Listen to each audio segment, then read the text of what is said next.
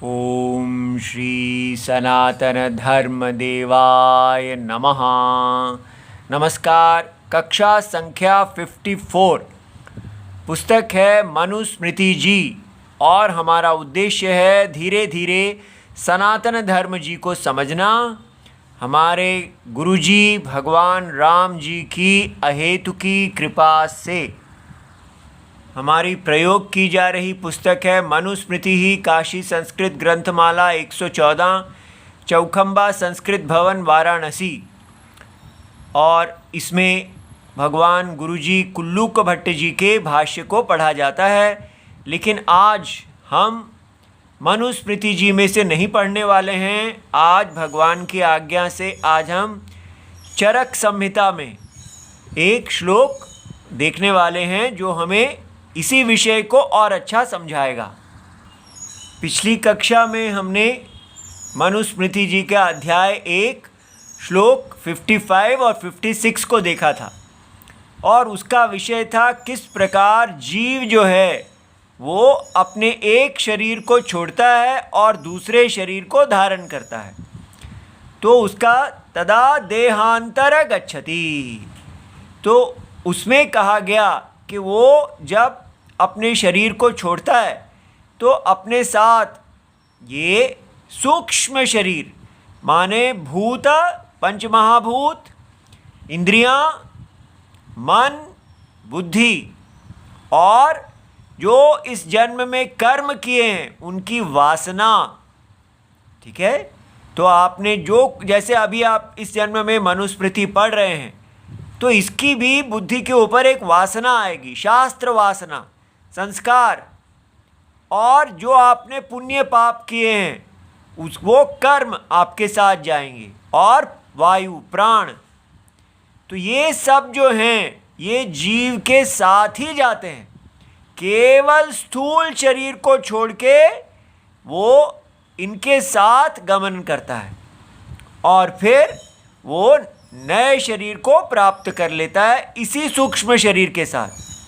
इसीलिए नए शरीर में उसको जो वासनाएं हैं पूर्व जन्म की वो उसे निर्देश करती हैं, वो उसके साथ चलती हैं और कर्मों से शरीर बनता है। लेकिन उसकी प्रवृत्ति जो है, कर्म में प्रवृत्ति, वो इन वासनाओं से होती है, ठीक है। तो जैसे वो पूर्व जन्म की उसको, जैसे किसी ने आरंभ से ही उसको किसी बड़ा कष्टदायक कार्य है लेकिन बड़ी सरलता अनुभव होती है, और कुछ बड़ा सरल कार्य है लेकिन किसी को बड़ी कष्ट अनुभव होता है। वो क्यों होता है? क्योंकि पूर्व की वासनाएं उसको सहायता कर रही हैं, ठीक है। इसलिए ये हमें बताया गया। लेकिन अभी आज हम चरक संहिता में इसलिए जाना चाहते हैं क्योंकि ये सब जो बातें हैं ये कभी हमें पढ़ाई ही नहीं गई। आपको आज ये दिखाना है कि कैसे हमारे भारत में साइंस पढ़ाई जाती थी और उसमें ये सब बातें कि वेद ठीक है या साइंस ठीक है, ये सब कैसे चरक संहिता में डिस्कस किया गया है, उसके विचार किया गया है। तो वो ही देखते हैं। तो ये चरक संहिता है और इसका सूत्र स्थानम जो चैप्टर है और अध्याय 11 है।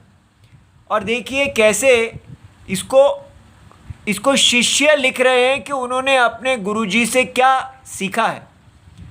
तो वो अतः त्रिश्रणीयम, तो अतः त्रिश्रैषणीयम अध्यायम व्याख्येयम। तो वो एक अध्याय को व्याख्या करने लगे हैं जिसमें 3 ऐषणा जो हैं उनके बारे में सबसे पहले बताया गया है।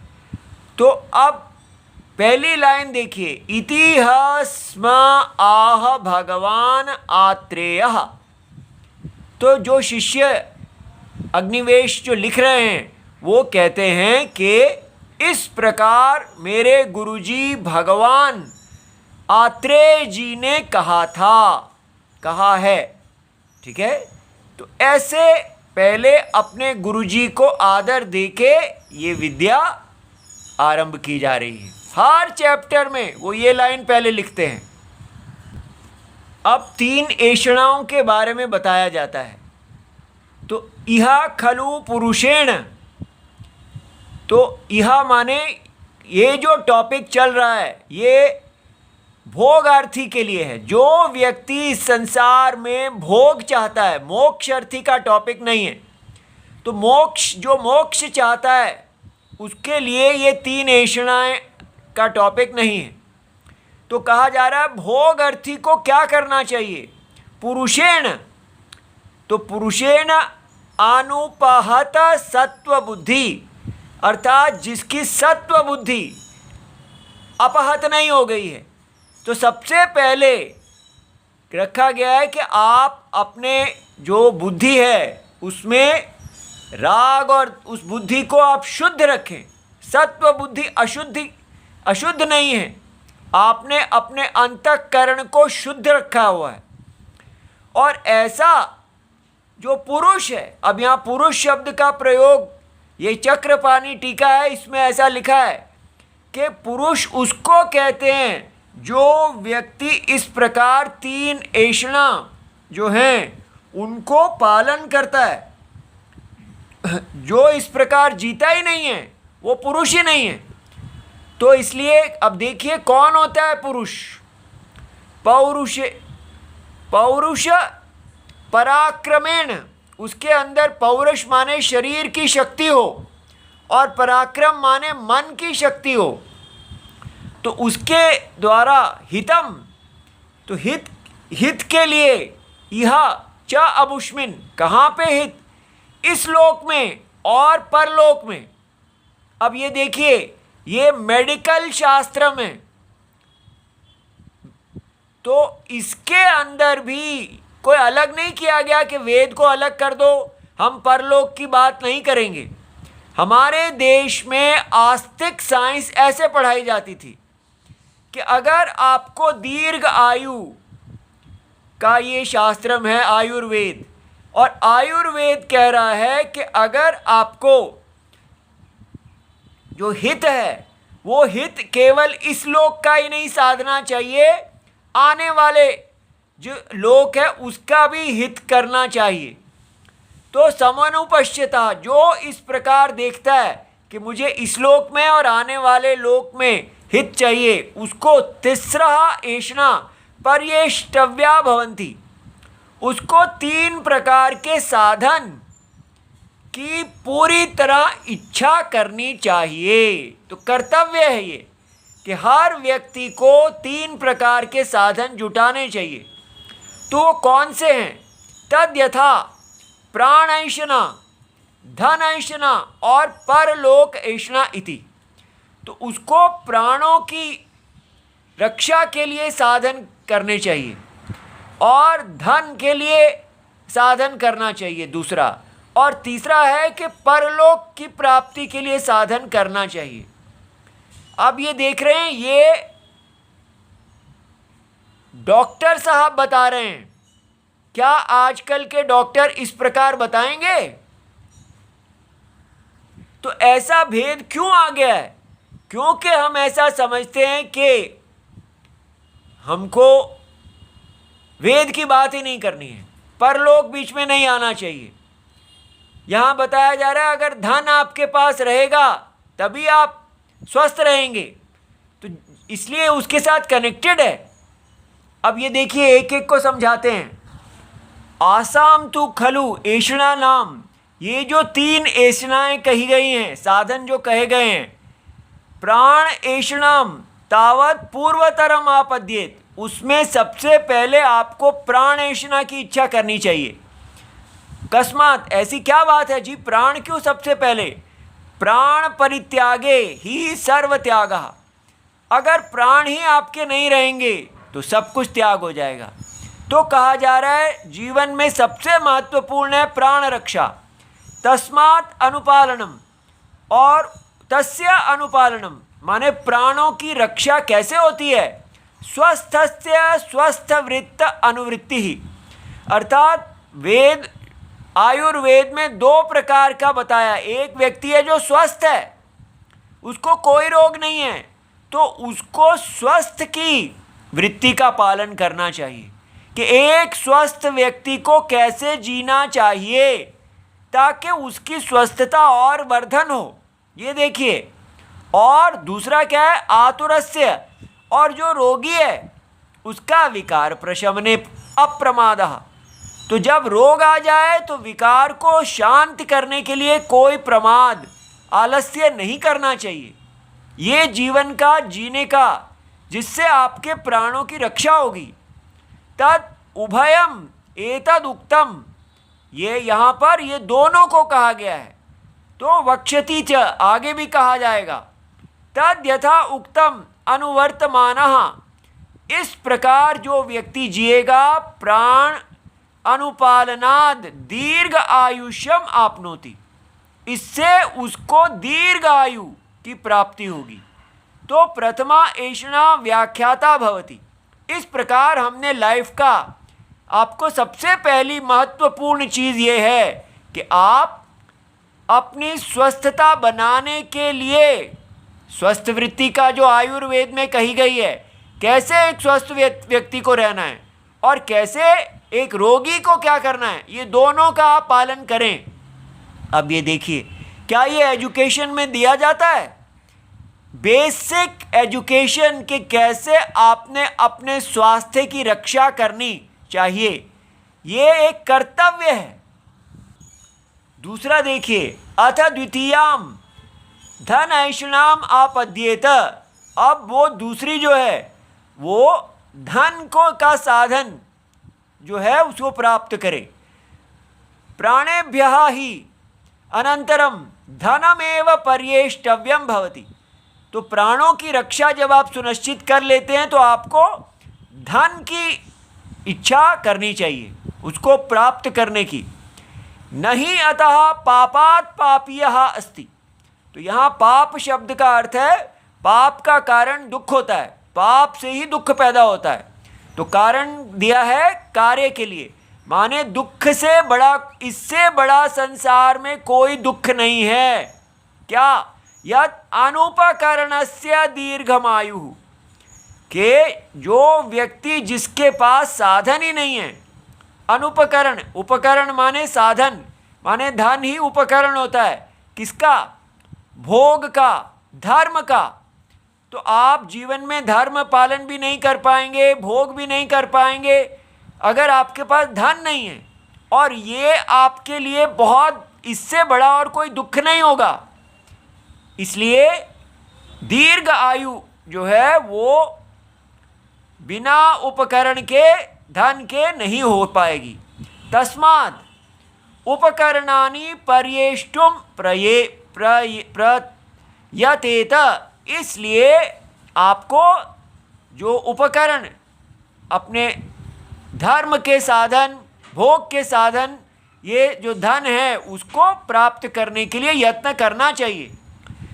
तत्र उपकरण उपाय अनुव्याख्यासामः, अब हम आपको बताते हैं कि उसके उपाय कौन से हैं जिससे आपको धन कमाना चाहिए। तद यथा कृषि पशुपाल्य वाणिज्य राज सेवा इत्यादि। अब ये देखिए, ये इस समय आयुर्वेद का शास्त्र है, तो ये आपको मनुस्मृति नहीं बता सकते। तो ये कृषि, पशुपालन और वाणिज्य, ये जो है वैश्य के धर्म है, राज सेवा क्षत्रिय के धर्म है, आदिनी स्वाध्याय आदि वो ब्राह्मण का धर्म है। तो इन्होंने यहाँ पर वर्णाश्रम धर्म नहीं कहा है, क्योंकि उसके लिए आपको मनुस्मृति पढ़नी चाहिए। लेकिन ये साथ में कहते हैं यानी च अन्यानी अपि सताम अविगर्हितानि, जिसको सत्पुरुष जिसकी निंदा नहीं करते, ऐसी क्रिया आपको करनी चाहिए। अर्थात अपने वर्ण के अनुसार जो जो आपका स्वधर्म है उसके अनुसार आप धन को सुनिश्चित करो। कर्माणि वृत्ति पुष्टि कराणी, तो आपका होना और आपका धन आदि पुष्टि जिससे हो, संपत्ति की प्राप्ति हो, विद्यात ऐसा आप कर्म को करना को जाने, तानी च आरभेत, तो ऐसे कर्म को करने की विद्या को प्राप्त करो और कर्म करो कर्तुम, तथा कुर्वन् दीर्घ जीवितम जीवती अनवमतः, और इससे आपको दीर्घायु प्राप्त होगी और आप अनवमतः अर्थात सबके द्वारा पुरुष सम्मान प्राप्त करेंगे। तो इस प्रकार कहा, इति द्वितीया धनेशना व्याख्याता भवति। अब ये देखिए तृतीया, अथ तृतीयाम परलोक ऐषणाम आपद्यते। तीसरी है कि आपको ऐसे जीना चाहिए कि आपको परलोक, इस लोक के बाद अगले लोक का साधन करना चाहिए। अब ये कौन बता रहा है? ये डॉक्टर साहब बता रहे हैं, वैद्य। ठीक है, तो अब बताइए ये कैसी बात है? ये तो सेकुलर नहीं है, ये तो आप रिलीजियस बातें कर रहे हैं। लेकिन हमारे देश की साइंस में इस प्रकार का भेद नहीं था। अब देखिए आगे, संशयश्चात्र कथम। तो स्टूडेंट कहता है गुरुजी मुझे इस विषय में संशय है। तो कैसे? वो कहते हैं संशय है, तो गुरुजी कहते हैं कैसे जी, संशय कैसे है? भविष्यामः इति इतः च्युता न वा इति। तो विद्यार्थी कहते हैं हम मरने के बाद होंगे या नहीं होंगे, इसका कैसे पता चलेगा? कुतः पुनः संशय इति उच्यते। तो गुरुजी ने कहा ये संशय आपको क्यों हो रही है कि आप नहीं रहेंगे? तो उसका उत्तर देते हैं, संति ही एक प्रत्यक्ष पराह। कुछ लोग हैं जो प्रत्यक्ष को ही मानते हैं कि जो आंखों से दिखता है, जो चारवाक आदि वही है, जो 5 ज्ञान इंद्रियों से दिखता है वही है। उसके अतिरिक्त, क्योंकि ये जो आपका स्वर्गलोक आदि है ये तो 5 इंद्रियों से दिखता ही नहीं है, इसलिए हाँ इसको नहीं माना जा सकता। परोक्षत्वात्, ये तो दूर है, तो परोक्ष होने से आपका परलोक नहीं माना जा सकता। पुनर्भवस्य नास्तिक्यम आश्रिताः। तो नास्तिक्यम क्या होता है? जो लोग कहते हैं ना अस्ति आत्मा, ना अस्ति धर्मः, ना अस्ति पुण्य, ना अस्ति पापः, और वो नास्ति नास्ति ऐसा बोलते रहते हैं, तो उसके भाव को नास्तिक्यम कहते हैं। तो वेद जिस जिसका प्रतिपादन करते हैं उसमें नास्ति नास्ति बोलते हैं। तो ऐसे लोग जो प्रत्यक्ष पर हैं वो नास्तिक हैं। तो आप देख रहे हैं कि कैसे बच्चों का नास्तिकतावाद दूर कराया जाता था। शास्त्र के अंदर स्टूडेंट ने ये क्वेश्चन पुट किया है कि नास्तिक लोग ऐसे बात कर रहे हैं तो हम कैसे मान सकते हैं? और इसी के प्रतिपक्ष में दूसरे लोग भी हैं। कौन? संति च आगम प्रत्यादेव। कुछ हैं जो वेद को मानते हैं और वो कहते हैं पुनर्भवम इच्छन्ति, उनको कहते हैं, वो कहते हैं पुनर्भवम होता है। और इसके अतिरिक्त श्रुति भेदाच, इस संसार में और बहुत से लोग सुनने को मिलते हैं। वो कौन से हैं? माता पितरम च एके मन्यन्ते जन्म कारणम।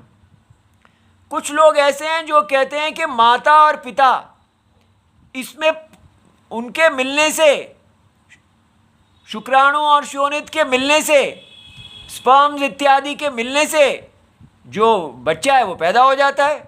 तो माता की आत्मा है, पिता की है, तो इसमें अन्य जीव कहाँ से आ गया? तो जब अन्य कोई है ही नहीं तो सीधा हमें दिख रहा है कि माता और पिता जो हैं उनके संयोग से बच्चे का निर्माण हो जाता है, इसलिए कोई अन्य आत्मा है ही नहीं। तो ऐसा लोग कहते हैं। और कौन है? स्वभावम। तो दूसरे वो लोग हैं जो कहते हैं स्वभावम। ये स्वभावम देखिए क्या है, ये देखिए, परिदृश्यमान पृथिव्यादि भावनाम एव अयम स्वभावम। माने जो साइंटिस्ट कह रहे हैं आजकल के कि मैटर, ये जो दुनिया दिख रही है पृथ्वी आदि, इनका ये स्वभाव है बस यत् संयोग वियोगात, ये एक मैटर आपस में मिलता है, मिलिता संतः चेतन पुरुषादि लक्षणम, उसके कारण कार्य विशेषम आरभते। चेतन जो है वो मैटर के मिलने से चेतन बन जाता है। यथा कैसे, ऐसा इसका एग्जाम्पल आजकल दिया जा रहा है, हाइड्रोजन और ऑक्सीजन को मिला दो तो वेटनेस आ जाती है, गीलापन आ जाता है। उसी प्रकार अब ये देखिए ये कैसा एग्जाम्पल दे रहे हैं, यथा सुरा बीजादीनी, जो शराब को बनाने के लिए बीजों का प्रयोग किया जाता है, उसमें जो जो कुछ डाला जाता है प्रत्येकम अमद कारानी, तो वो जो बीज डाले जाते हैं उसके अंदर कोई मादक द्रव्य नहीं होता, लेकिन मदकरम मध्यम आरभते, तो उसमें से वो मदकर मध्यम जो इंटॉक्सिकेशन अल्कोहल आदि बन जाता है। तो जो डाला उसमें कोई मद्य नहीं था, नशा करने वाला नहीं था, लेकिन वो बन गया। तो इसीलिए नात्र कश्चिद आत्मा विद्यते, कोई आत्मा है ही नहीं, यस्य परलोकः स्यात्, तो ये स्वभाववादिनः भावः, बस पृथ्वी आदि जो मिले और उसे चेतना आ गई, तो फिर यहाँ कोई आत्मा कहाँ से आ गई। यही चीज़ आजकल साइंटिस्ट कह रहे हैं कि हाइड्रोजन ऑक्सीजन को मिलाओ तो वाटर आ जाता है, गीलापन आ जाता है, हाइड्रोजन में कोई गीलापन नहीं, ऑक्सीजन में कोई गीलापन नहीं, उसी प्रकार चेतना आ जाती है। आप ये देख रहे हैं। और उसके बाद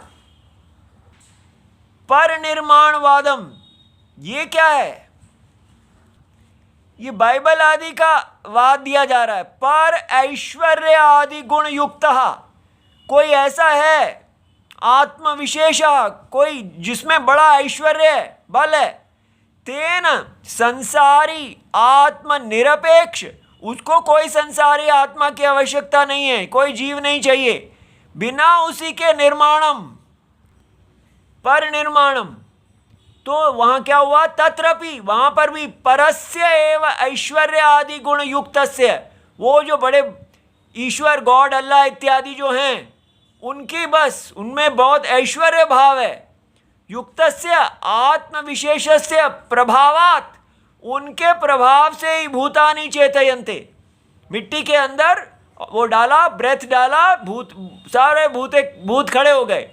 तो न आत्मा अंतरम अस्ति इति, कोई आत्मा और है ही नहीं, तो कोई परलोक का अभाव हो गया। इसी के बाद और बताया जा रहा है यदृच्छा, तीसरे लोग हैं जो यदृच्छा है, वो तो कहते हैं कारण प्रतिनियमेन उत्पादः, तो कोई कारण जो है ही नहीं, कॉजेशन, आप ये नहीं कह सकते कि कोई ये कारण है इससे ये होता है, ये कारण है ये होता है, वो कहते हैं कोई कारण नहीं है। ये साइंस का जो है कि म्यूटेशन इत्यादि, अपने आप ही म्यूटेशन हो रही है, कोई कॉजेशन है ही नहीं, अपने आप ही सिलेक्शन हो जाती है। तो ये लोग यदृच्छावादी जो हैं ये मानते ही नहीं कि कोई इंटेलिजेंट कॉज है, कारण अप्रतिनियम, कोई नियम नहीं है, उत्पाद जो है अपने आप ही हो रहा है, न कारण प्रतिनियमेन कार्य उत्पादः, तो अवधारयितुं शक्यते, बिना किसी कारण के, कारण प्रतिनियम, अपने आप ही ये चीज़ें होती जा रही हैं, कोई इसको गाइड नहीं कर रहा, तो इसलिए कोई प्रमाण है ही नहीं, हम प्रमाणों से नहीं चलते हैं, ये अपने आप ही होता रहता है, ऐसा यहाँ कहा जा रहा है। अब इसका उत्तर गुरुजी देंगे एक एक का और दिखाएंगे कि कैसे परलोकवाद जो है वो बिल्कुल ठीक है, शिष्य के अंदर आस्तिक्य बुद्धि जगाएंगे, ऐसे साइंस पढ़ाई जाती थी। अगर भगवान ने इच्छा की तो कल हम ये उत्तर देखेंगे। ओम नमो भगवते वासुदेवाय, प्रणाम।